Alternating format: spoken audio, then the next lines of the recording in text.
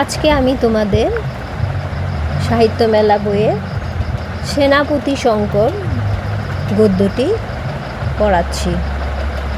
লিখেছেন শ্যামল গঙ্গোপাধ্যায়। এখানে বাতাসের ভিতর সবসময় ভিজে জলের ঝাপটা থাকে।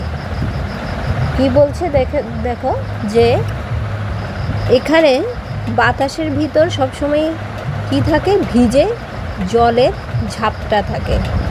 মনে হবে কে যেন ভালো করে বেটে জলের মিহিদানা মিশিয়ে দিয়েছে। জলের ঝাপটাগুলো এরকম থাকে, মনে হয় যেন কেউ যেন এগুলোকে মিহিদানা মানে বেটে একদম পালিশ করে জলের মিহিদানা মিশিয়ে দিয়েছে। কারণ আর কিছুই নয়, 5-7 মাইলের ভিতর বঙ্গোপসাগর। বঙ্গোপসাগর সামনে দেখেই এই ভিজে জলের ঝাপটাটা সবসময় বাতাসের মধ্যে অবস্থান করে। পাগলা বাতাসে তার ঢেউয়ের গুঁড়ো সবসময় উড়ে আসছে। সমুদ্রের পাড়ে, সমুদ্রের কাছাকাছি যে জায়গাগুলো আছে সেখানে সবসময় বাতাস অনুভূত হয়, আর সেই বাতাসগুলোতে সব সময় ঢেউয়ের গুঁড়ো উড়ে আসে। আকন্দবাড়ি স্কুলের ক্লাস 5-এ বিভীষণ দাস এমু পাখির কথা বলছেন।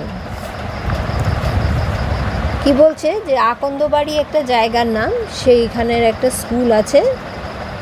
সেই স্কুলের ক্লাস 5-এ বিভীষণ দাস নামে একজন টিচার, শিক্ষক এমু পাখি, এমু মানে একটা পাখির নাম, সেই পাখির কথা বলছিলেন। প্রকৃতি বিজ্ঞানের ক্লাস, সেটা কিসের ক্লাস ছিল? প্রকৃতি বিজ্ঞানের ক্লাস ছিল। বইতে পাখির ছবি। কাছাকাছি ভেটুরিয়া, সাঁইবাড়ি, গোলপুকুর আর আকন্দবাড়ির জনা 30 ছেলে মেয়ে বসে। সেই ক্লাসে কে কোত্থেকে বসে? যে কাছাকাছি যে ভেটুরিয়া, সাঁইবাড়ি, গোলপুকুর আর আকন্দবাড়ির 30 জনের মতো ছেলে মেয়ে সেখানে বসে। স্কুল বাড়ির ছাদে টালি, আগের দিনে টালি দিয়ে ঘর বানাতো, সেই স্কুল বাড়ির ছাদও টালি ছিল। মাটির দেয়াল, মাটির মেঝে, কাঠের বেঞ্চ। জানালায় কোনো শিক নেই। জানালা, স্কুল ঘরে যে জানালা ছিল সেই জানালাতে কোনো শিক থাকতো না। সেই জানালা দিয়ে মেঘ দেখা যায় আকাশের। সেই জানালাতে শিক না থাকাতে জানালা দিয়ে মেঘ দেখা যায়, আকাশের যে মেঘ সেটা দেখা যেত স্পষ্ট। দেখা যায় পাখি উঠছে। সেদিকে তাকিয়ে একটি ছেলে আনমনা হয়ে পড়েছিল। সেই জানালার পাশে বসে সে সেই আকাশের দিকে তাকিয়ে আকাশের মেঘ দেখছে, পাখি উঠছে দেখছে, দেখে দেখে সে একটু আনমনা হয়ে পড়েছিল। নারকেল গাছের মাথার উপর দিয়ে কত উঁচুতে ডানা মেলে শঙ্খচিল ভাসছে। শঙ্খ ছিল একটা পাখি। সেই পাখিটা নারকেল গাছের মাথার উপর, নারকেল গাছ তো উঁচুতে, সেই ওটার উপর দিয়ে ডানা মেলে সেই শঙ্খচিল ভাসছে। একদিন রাতে স্বপ্নের ভিতর সেও অমন ভেসে পড়ে।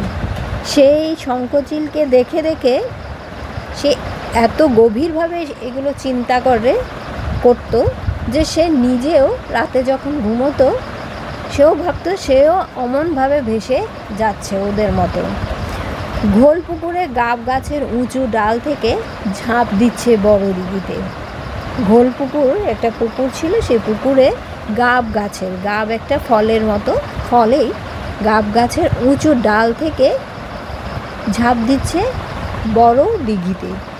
সিধে জলে না পড়ে সে পাখির মতো ভাসছে। জলে না পড়ে সে কি করছে? যে জলের মতো করে, জলের উপরে সে পাখির মতো ভাসছে। ডানার বদলে 2 হাতে বাতাস কেটে। ডানা ছিল না তার, পাখিদের ডানা থাকে, মানুষদের তো ডানা থাকে না। সেই 2 হাত দিয়েই বাতাস কেটে সে যাচ্ছে। বাতাস যেন জল। পিছনে 2 পা ঠেলে গিয়ে ফেলে দিয়ে আরও এগিয়ে যাচ্ছে, উঁচুতে, আরও উঁচুতে, অনেকটা ওই শঙ্খচিলদের মতোই। তাহলে এই ভিডিওতে আমরা এইটুকু পড়ছি, পরের ভিডিওতে আমরা এরপর থেকে পড়ছি।